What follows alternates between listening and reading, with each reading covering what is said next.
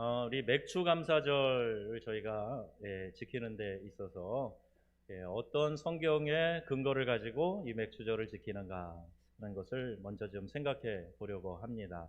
오늘 본문 말씀이 그것을 가르쳐 주고 있는데요. 특별히 유대인들이 지키는 3대 절기가 있어요. 신명기 16장 16절, 오늘 본문 마지막 절인데 다시 한번 함께 읽어보겠습니다.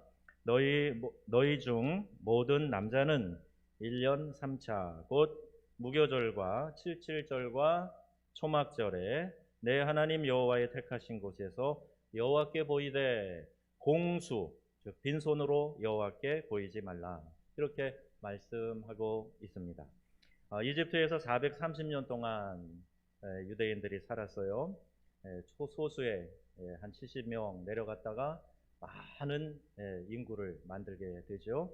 그런데 마지막엔 참 어렵게 종살이를 했습니다. 그 종살이에서 해방된 기념으로 유교절과 또 무교절, 것을 지키게 됩니다. 성경에 다른 단어로 표현된 것이 많기 때문에 오늘 이제 비슷한 절기를 하나로 묶어서 보여드리니까요, 혼선이 없으시면 좋겠어요. 칠칠절이라고도 하고 또 초막절이라고도 하고 우리가 맥추절이라고도 하는 그런 절기가 있습니다. 맥추절은 6월절을 지내고 50일째 되는 때에 하는 절기라 그래서 오순절이라고도 하는데, 이때는 처음 익은 열매, 이것을 하나님께 올려드린다. 그래서 초실절이라고도 부르는 겁니다. 초막절이라고도 하고 또 장막절이라고도 하고 수장절이라고도 하는데, 이게 오늘날 우리가 드리는 추수감사 절기와 같은 거예요. 오늘 본문에 6월절과 칠칠절과 초막절, 이 3대 절기를 잘 지켜라 말씀하시죠. 이게 유대인들이 지키는 3대 절기예요. 오늘 우리가 맥추 감사 주일로 하나님께 감사하는 이 절기를 보내고 있습니다. 맥추 감사의 의미가 뭘까? 첫 번째로 맥추라는 이름 그대로 첫 열매인 보리를 수확해서 하나님께 감사 예배를 드리는 절기다, 이렇게 우리가 정의를 해봐요. 이스라엘 백성이 이집트에서 이제 출애굽하죠. 그리고 광야에서 40년 동안 헤매는 생활을 합니다.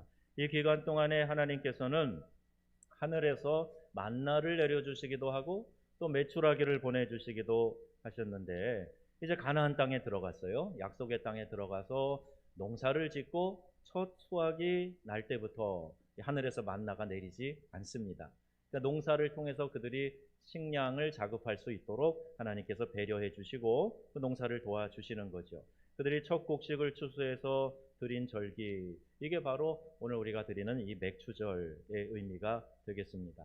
한국 교회에서도요, 7월 달에 보리 추수를 기념하면서 그 추수가 완성되는 7월에 맥추 감사를 드리고, 또 쌀 추수가 완성되는 11월에 추수 감사 절 예배를 저희가 드리지요. 맥추 감사절에 또 다른 의미가 있어요. 보리 추수해서 첫 열매 드린다, 이것도 있지만 또 다른 의미가 있는데, 이게 우리 한국교회가 7월 첫 주에 드리다 보니까 지난 6개월 동안 하나님이 우리를 보호해 주시고 복을 주시고 신실하게 인도해 주셨다 하는 것을 생각하면서 중간에 이 하프타임과 같은 딱 절반에 하나님께 생각하며 감사를 드리는 거예요. 그리고 남은 절반 한 해를 하나님 은혜와 복을 주옵소서, 그 은혜와 복을 통해서 이 반년을 또 승리케 하여 주옵소서, 그런 마음으로 이 맥추 감사 예배를 드립니다. 오늘 맥추 감사절에 여러분 자신과 가정과 또 교회에 지난 반년 베풀어 주신 하나님의 은혜를 생각해 보시는 그런 시간이 되시기를 바랍니다. 감사는요, 찾아야만 찾아지는 것들이 있어요. 순간순간 찾지 않으면요, 이 감사가 사라지게 되고 감격도 금방 사라지게 됩니다. 전쟁 뒤에 평화가 찾아오는 것 참 감사할 일이죠. 그런데 여러분 한번 생각해 보세요. 전쟁이 없는 평화의 시대를 살면 그게 더 감사한 일 아니겠습니까? 질병 뒤에 얻는 치유와 회복, 건강, 참 감사한 일이죠. 더 감사하게 우리가 생각할 것은 아무 질병 없이 큰 어려움 없이 건강을 유지하고 지내고 있다면 그것 또한 감사할 일이겠죠.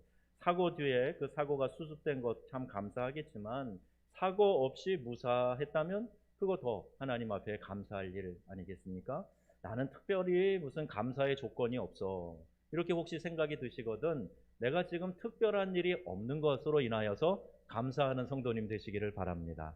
그게 진짜 감사한 일 아니겠어요? 뭔 일이 있으면 어떻게 해요? 오히려 없는 게 더 감사하고 일상적인 삶 속에서 하나님 도와주시고 그 잔잔한 은혜를 반년 동안 베풀어 주셨으니 주님 감사합니다. 그런 마음으로 얼마든지 감사할 수 있어요. 맥주 감사절은 한마디로 하나님의 은혜를 기억하고 감사의 마음과 정성을 하나님께 드리는 절기다.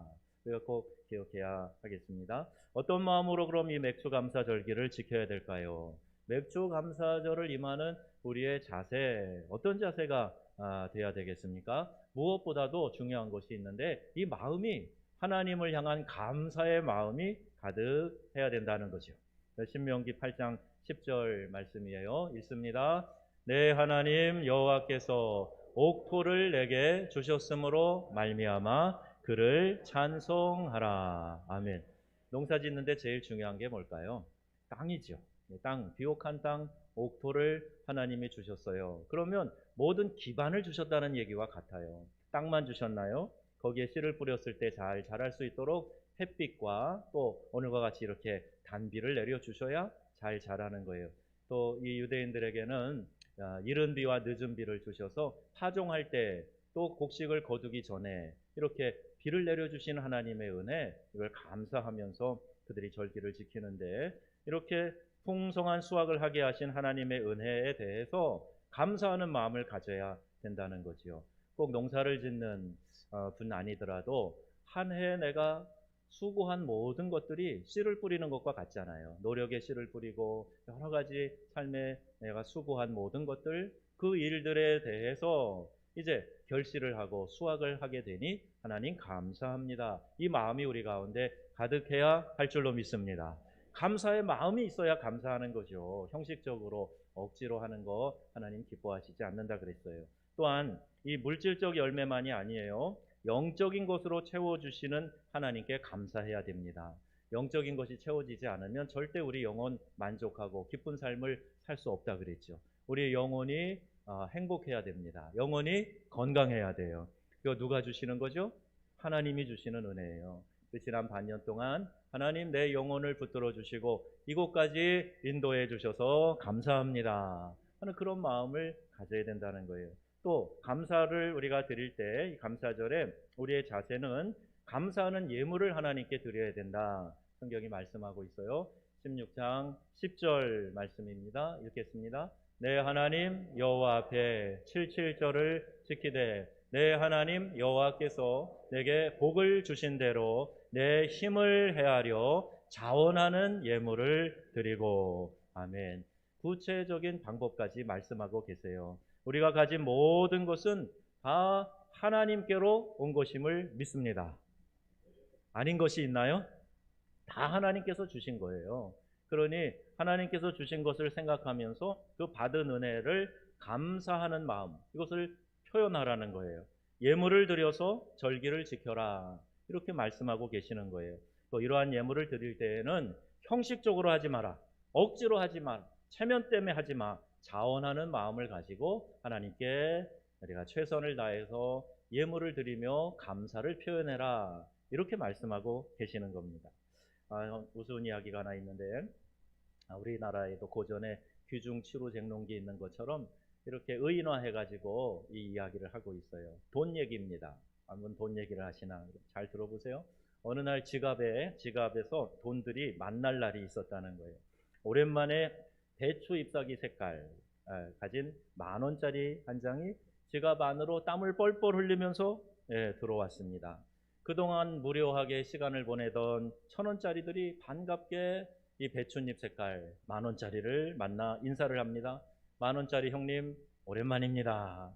아우 1,000원짜리 아우들 오랜만이요. 내가 참 요새 바쁘게 지냈어요. 아줌마 따라서 찜질방도 가고 노래방도 가고 마트도 가고 아저씨들 따라서 사우나도 가고 여행도 가고 아이들 따라서 책방도 가고 문방구도 가고 PC방도 가고 안 가는 데 없이 내가 바쁘게 지냈다오. 그런데 1,000원짜리 아우들 어째서 바쁜 세상에서 이렇게 한가하게 세월만 보내고 있는가? 그렇게 이야기를 했다는 거예요. 그때 1,000원짜리 아우가 하는 말, 10,000원짜리 형님이 너무 부럽습니다. 저희들은 갈 곳이 없습니다. 지난번 설날에 한번 외출하려고 할 줄 알았는데 세배하러 온 아이들이 지갑에서 나오는 내 얼굴을 보자 할아버지에게 요즘 세상에 세뱃돈 1,000원 주는 어른이 어디 있어요? 싫어요 하는 통에 제가 다시 지갑 속으로 쏙 들어가서 아직 세상의 빛을 보지 못하고 있습니다. 그런데 저희 주인 아저씨가 꼭 필요할 때는 저희를 필요로 할 때는 주일날 교회에 가서 헌금할 때 이용하거든요. 더구나 이 아저씨는 한 달에 한 번 교회 갈까 말까 합니다. 그래도 우리 1,000원짜리들은 주일을 오기를 기다리고 있어요. 이런 이야기를 했다는 거예요. 여러분 주일날 가지고 오시면 우리 교회 커피 머신 잘 이용하시면 좋겠어요. 우스운 이야기 같지만 우리에게 뭔가 좀 생각하게 하는 이야기입니다. 샤넬 가방값이 계속해서 너무 올라간다. 이게 다 뉴스에 나올 정도로 그런 상황이 되었어요. 코로나 불황에도 백화점 명품과는 호황이랍니다. 오늘날 사람들은요, 자기 자신을 위해서는 10,000원뿐 아니라 100,000원, 100,000원 아낌없이 그렇게 인색하지 않게 쓰는데 하나님께 드리는 일에 대해서는 너무나 인색하다 하는 거예요. 특히 맥주 감사는요, 지난 반년 세월을 지켜주신 하나님의 은혜에 대해서 우리가 감사를 표현하는 겁니다. 그러므로 정성을 다하고 최선을 다하고 우리 마음을 다해서 하나님께 이 정성의 감사의 마음을 올려드려야 할 것입니다. 여러분 그런 마음으로 우리가 안 하셨으면 다음 주일도 괜찮아요. 하나님께 내 마음을 최선을 다해 받은 은혜를 생각하며 올려드리는 것, 이것이 맥주 감사의 의미다 하는 사실을 기억하시길 바랍니다.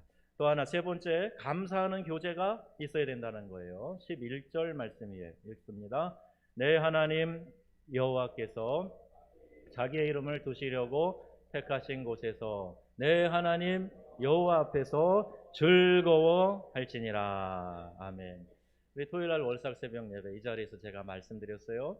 우리 교회는 축제를 드리러 오는 거예요. 특별히 이 감사절기는요, 하나님께 축제로 올려드리는, 그래서 축제에 꼭 빠지지 않는 거 있잖아요. 기쁨이 충만한 거예요. 그 기쁨으로 감사로 올라와서 하나님 앞에 교제하는 것, 이게 매주일 있는 예배이고 또 우리가 이런 특별한 축제의 절기에 드리는 예배입니다. 그 예배를 페스티벌이라고 이야기를 해요. 여러분 이 용어 익숙하시죠? 하나님 앞에 축제의 잔치를 벌여드리는 겁니다. 우리가 주의 택하신 곳에서 하나님 여호와 앞에서 어떻게 하라고 그랬어요? 즐거워할지니라, 이렇게 말씀하고 있습니다. 하나님께서 은혜 받지 못할 자였던 우리에게 풍성한 은혜와 사랑을 채워주시는 것처럼 우리도 이웃에게 그 사랑을 나누어주고 그 기쁨을 나누어주고 하는 그 절기를 보내라 말씀하고 계시는 거예요. 주님 안에서 아름다운 교제를 우리 주변과 나눠야 돼요. 물심양면으로 함께 돕고 베풀고 나누는 삶을 살아야 된다 말씀하고 있습니다. 교회 공동체가 함께 목표를 정해서 할 수가 있어요. 또 여러분들 개인이 성령이 주시는 감동대로 이런 아름다운 나눔 실천할 수가 있는 거죠. 이렇게 나눔을 실천해 보세요. 우리 안에 은혜가 충만케 될 줄로 믿습니다. 감사의 교제를 나누라는 거예요. 감사한 마음을 함께 주변에 전파하라는 겁니다. 감사가 주는 유익이 있습니다. 감사라는 말은 우리 헬라어 원어 단어에 보니까 유카리스데오라고 되어 있는데 이 단어는요, 은혜에서 유래된 거예요. 즉 하나님의 은혜, 유카리스데오, 하나님의 은혜를 아는 것. 그럴 때 우리가 감사할 수 있게 된다는 거죠. 신앙의 아름다운 열매인 것이 바로 감사입니다. 여러분 우리의 신앙의 좋은 열매가 우리의 삶의 성품으로도 맺혀야 되고 감사를 표현하는 것으로도 나타나야 돼요. 하나님께 감사, 이웃에게 감사하는 것이 결국 우리의 신앙의 성숙도를 알려주는 촉도가 되는 것입니다. 여러분 얼마나 감사하고 지내고 계세요? 우리 함께 모여 예배하는 공동체 안에서 얼마나 여러분 감사를 서로서로에게 표현하고 지내십니까? 하나님 베풀어 주신 은혜 감사합니다 하는 이 고백과 내 주변에 두신 사람들을 향해서 하나님 감사합니다 이렇게 고백할 수 있는 성숙한 신앙인들이 다 되시기를 주의 이름으로 축복합니다.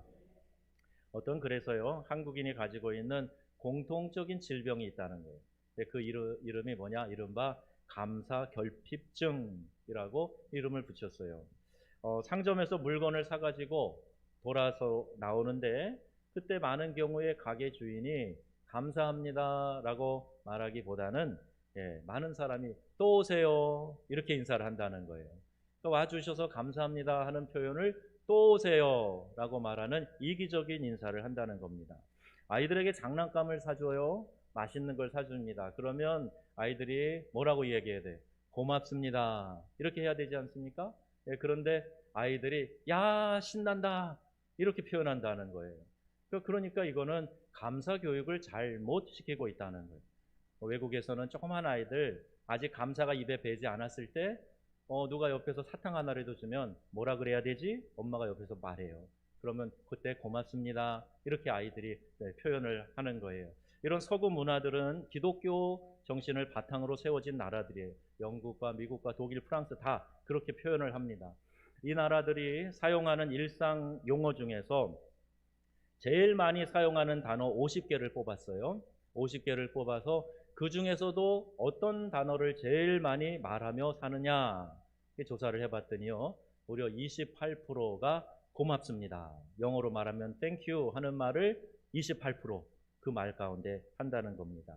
우리 옷 한 가지, 신문 한 장 살 때에도요 가판대에서 신문 한 장 사면서도 내가 돈을 주면서도 이거 줘서 고맙습니다 이렇게 표현을 하는 거예요. 이게 다 기독교 정신에서 나오고 있는 겁니다.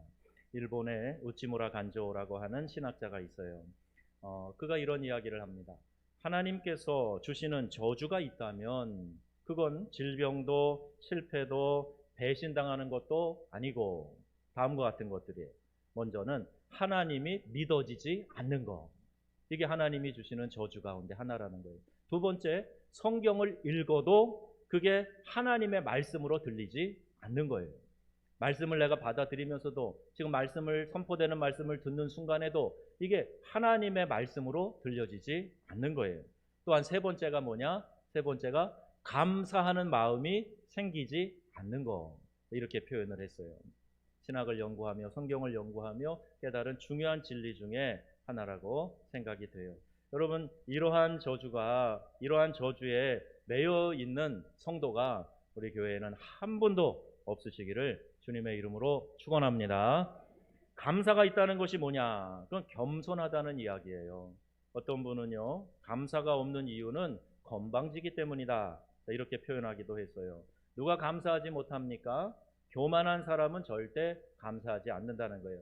내 기준으로 내 주변을 평가하기 때문에 나는 옳고 바른데 내 주변은 잘못됐어. 그래서 그 잘못된 거 고쳐야 돼. 항상 내 안에 짜증이 있고 불평이 있고 원망이 생기게 된다는 거예요. 내가 부족하다. 내가 하나님 앞에 철저하게 나의 죄성을 깨닫고 낮은 자리에 있으면 다른 사람 뭐라 할 거 없어요. 내가 하나님 앞에 긍휼을 얻고 은혜를 얻고 하나님의 사랑을 받는 것에 더 관심이 가고 그것이 더 급급하기 때문이에요.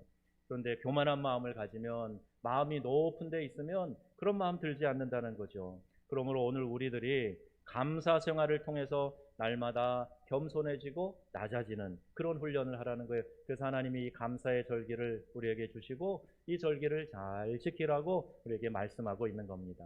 우리 사랑하는 명성의 가족들은 마음을 높은 데 두는 성도님들이 한 분도 없기를 바랍니다.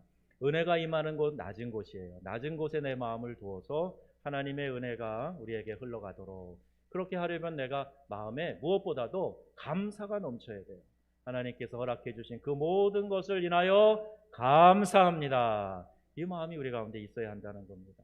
감사 생활은요 우리에게 겸손을 훈련시켜 주는 거예요. 더욱 겸손하도록 겸손한 마음을 가지게 해주는 거예요. 이러한 하나님의 은혜와 축복을 누리는 성도님들 되시기를 바랍니다. 그리스도인들은 그래서 한마디로 이야기하면 감사의 사람이다 이렇게 이야기할 수 있어요. 예수 믿는 사람들의 특징이 뭐냐? 고맙단 말을 참 잘해. 감사 표현을 참 잘해. 이런 특징을 그리스도인들이 가지고 있어야 한다는 거죠. 받은 은혜가 너무나 크기 때문에 하나님의 은혜 하나만 생각해도 그냥 감사하지 않을 게 없는 거예요. 은혜 감사합니다 하다 보니까 주변에 있는 그 모든 일들도 또 모든 사람들도 너무너무 감사하게 생각이 되는 거죠. 여러분, 이러한 감사가 넘치는 성도가 되어야 됩니다. 겸손한 우리 민족, 겸손한 우리 성도들이 되어서 항상 범사에 감사할 수 있는 우리 성도님들이 다 되시기를 축원합니다.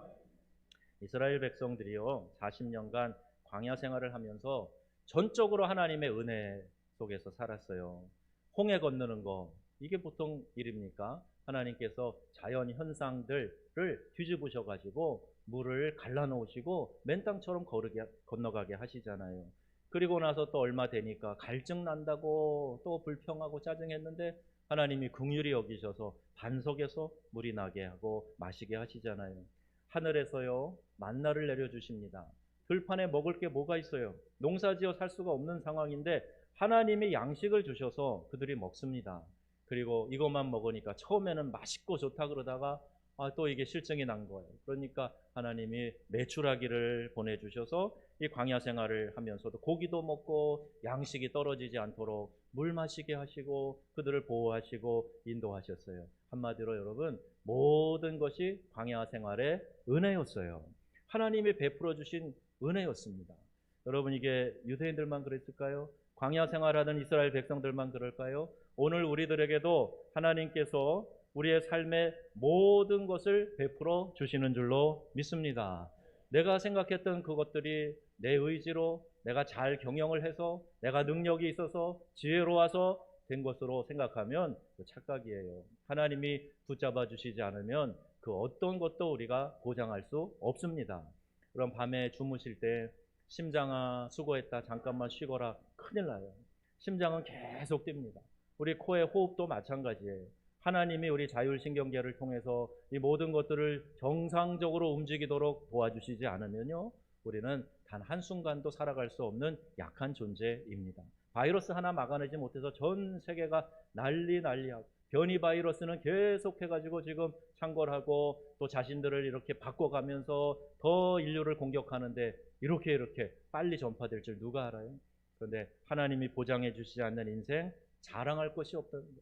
하나도 자랑할 것이 없다는 거예요. 그러니 여러분 지금 살아가고 있는 그 모든 것이 하나님의 은혜임을 깨닫고 고백하는 성도님들 다 되시기를 바랍니다.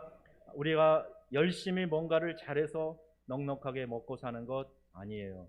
우리도 이스라엘 백성들과 똑같습니다. 그러면서도 감사보다는 불평할 때가 많지 않아요? 아이들같이 줘도 계속 욕심을 내는 것처럼 감사 없는 인생 살고 있지는 않습니까? 주변에 어떤 사람을 보니까 나보다 나아, 저 사람이 먹고 입고 쓰는 게 나보다 훨씬 더 럭셔리하네, 아이고 기분 나쁘다. 그러면서 여러분 감사 잃어버리고 또 다른 불평 가운데 빠지지는 않습니까? 인생의 성공이 어디 있습니까? 돈을 많이 가지는 건가요? 지식을 많이 가지는 겁니까? 명예 갖는 겁니까? 아무리 많이 가져도 감사가 없는 인생이라면 그게 바로 실패한 인생이라는 거예요. 그래서 얼마나 우리가 인생을 성공적으로 사느냐, 이것은요 얼마나 우리가 넘치는 감사 속에 살고 있느냐, 이걸 통해서 측정해 볼 수 있다는 거예요. 여러분 감사가 풍성하십니까? 감사가 넘쳐나시기를 바랍니다. 그래야 내가 성숙한 신앙 인격으로 지금 세워져 가고 있다는 거예요. 입을 열면 감사, 하나님 감사합니다. 내 주변에 있는 사람들에게도 이 감사를 표현하고, 그래서 우리의 신앙 인격이 감사할 줄 아는 성숙한 그리스도인으로 세워져 가야 한다 하는 것을 이 감사절기에 하나님께서 우리에게 말씀해 주시고 있는 겁니다. 이 감사는요 또 형통을 불러온다 말씀해요. 심은 대로 거두는 것이 성경의 원리입니다. 심은 것 무엇을 심든지 그대로 거두리라 말씀하고 계세요. 여러분 자라는 시간 동안 착각할 수 있어요. 내가 이걸 심었는데 이렇게 열매가 나지 않으니까 없어졌나 보다 생각할지 몰라요. 그러나 악을 심으면 악이 자라서 그 악의 열매를 맺게 됩니다. 선을 심으면 수고하고 힘들어도 나지 않을까 염려해도 그게 자라고 나서 선의 열매를 맺게 되는 것입니다. 민수기 14장 27절 33절에 보니까 이스라엘 백성들이 한때 어리석게도 이렇게 원망불평했어요. 하나님 뭐라고 말씀하시는가? 우리 함께 읽어보겠습니다. 나를 원망하는 이 악한 회중을 내가 어느 때까지 참으랴. 원망하는 말을 내가 들었노라. 너희 말이 내 귀에 들린 대로 내가 너희에게 행하리니 너희가 광야에서 소멸되기까지 40년을 광야에서 유리하는 자가 되리라. 아멘. 하나님께서 엄하게 말씀하시는 거예요. 이렇게 은혜를 알고도 감사하며 감격하고 기뻐하는 삶이 아니라 불평하고 원망하고 짜증하는 너희들, 내가 이 너희들의 말이 내 귀에 들린 대로 너희들에게 그대로 해줄 거야.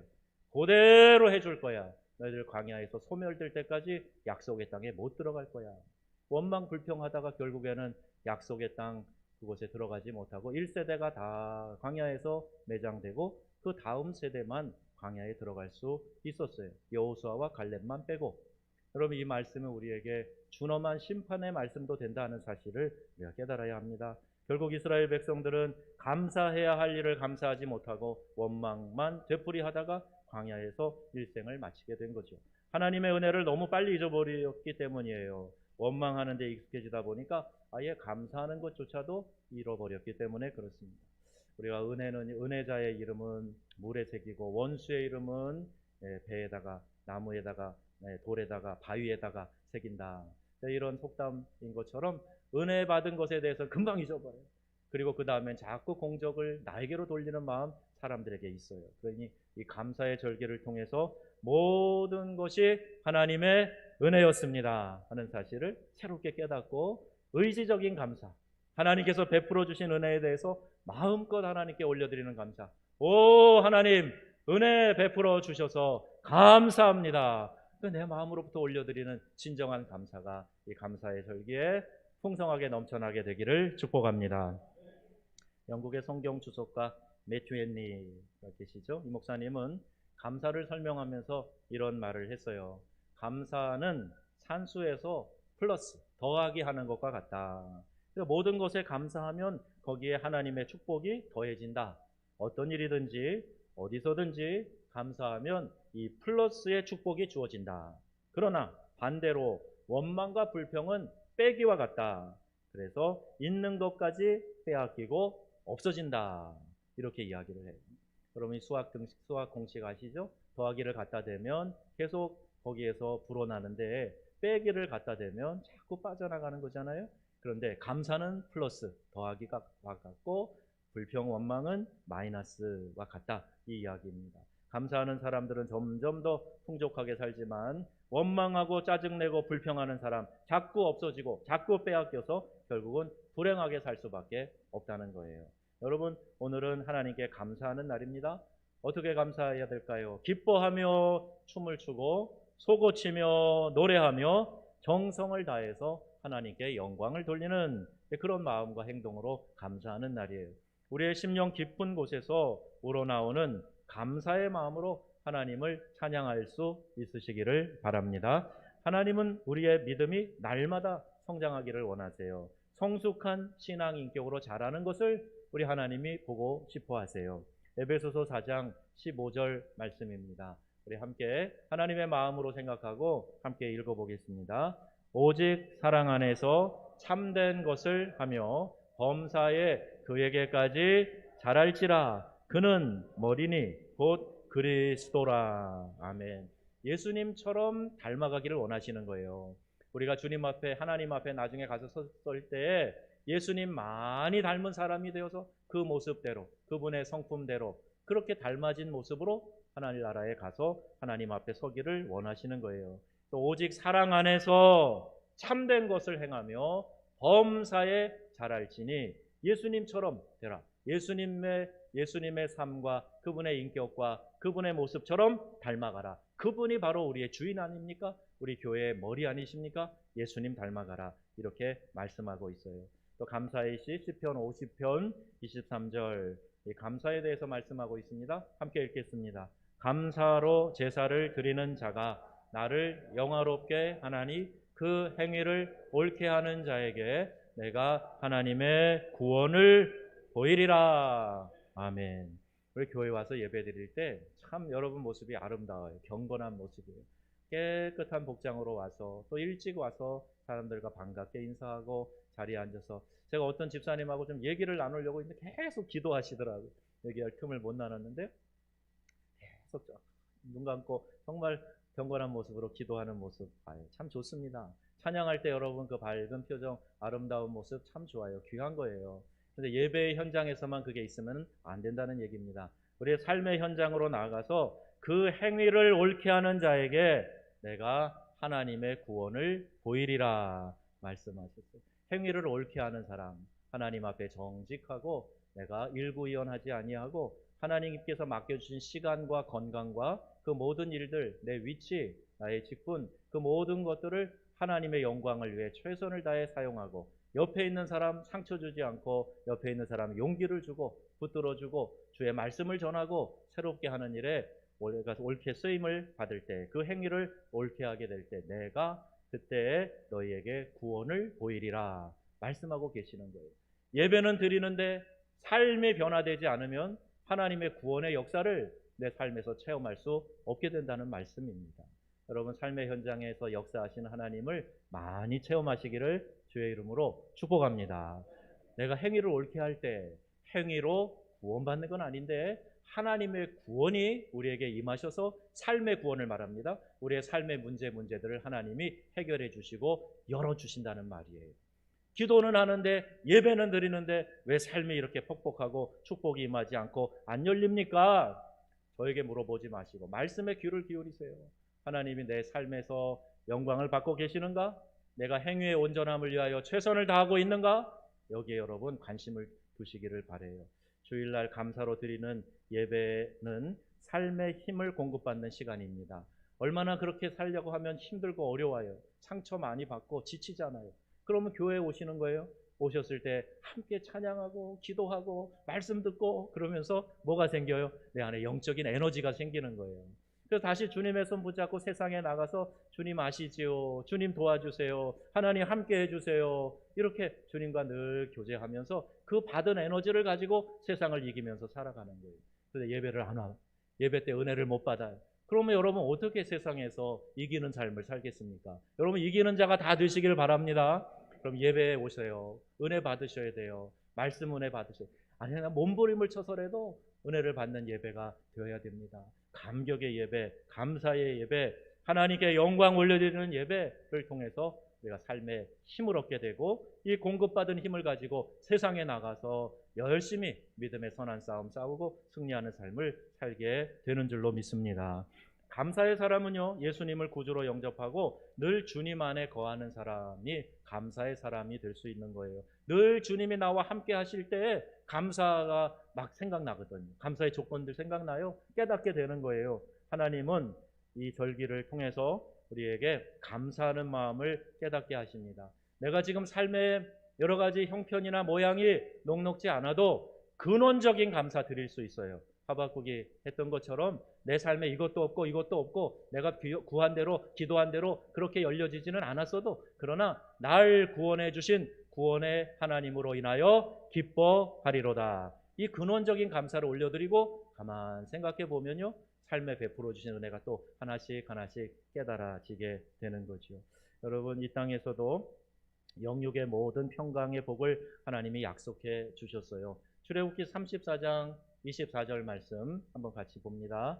내가 열방을 내 앞에서 쫓아내고 내 지경을 넓히리니 내가 매년 3번씩 여호와 너희 하나님께 보이러 올 때에 아무 사람도 내 땅을 탐내어 엿보지 못하리라. 아멘. 땅은 기업이에요. 여러분의 삶의 터전입니다. 여러분의 명예와 자존심일 수도 있어요. 여러분의 삶의 모든 것이 될 수도 있어요. 그 근원을 하나님께서 보장해 주시는데 내가 감사의 절기를 잘 지키며 하나님께 감사의 마음을 올려드릴 때 보장해 주시겠다고 말씀하고 계시는 거예요.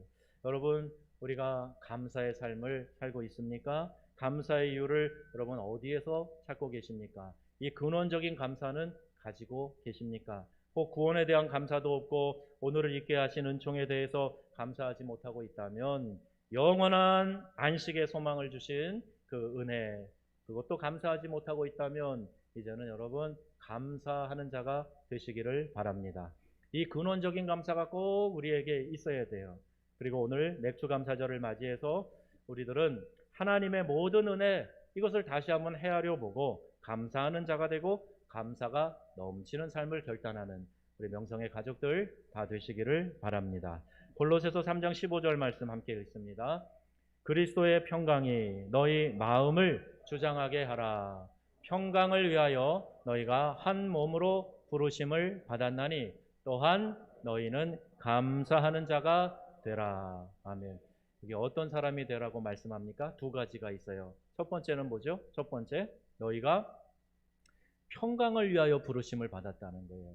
우리에게 하나님이 평강의 사람, 피스메이커, 너로 인하여 사람들이 평화를 누릴 수 있도록 화평케 하는 자가 되거라. 그럼 하나님의 아들, 딸이라 일컬음을 받을 것이다. 예수님 산상설교에도 말씀하고 계시죠. 평강의 사람이 되는 것 첫 번째예요. 나로 인해서 주변이 분쟁을 일으키는 게 아니라 나 까닭에 주변 사람들이 한 몸을 이루고 하나 되고 평안하게 되는 것, 거기에 저와 여러분이 다 주역이 될 수 있기를 바랍니다. 그리고 또한 너희는 어떤 사람이 되라고? 두 번째, 감사하는 사람이 되라고 말씀하는 거예요. 평강의 사람이 되고 감사하는 사람이 되거라, 이렇게 우리에게 말씀하고 있습니다. 이 감사하라는 주님의 명령에 기쁨으로 순종하는 성도님들이 되시기를 축복합니다. 오늘 맥주 감사절기를 보내면서 올해 전반기 나를 보호해 주시고 복 주시고 인도해 주신 하나님께 내 중심을 다해서 감사하고, 또 이제 후반 6개월 새로 시작하잖아요. 더욱 축복을 받아서 더욱 넘치는 감사가 있게 되는 저와 여러분, 우리 명성의 모든 성도님들 다 되시기를 우리 주 예수님의 이름으로 축원합니다. 아멘.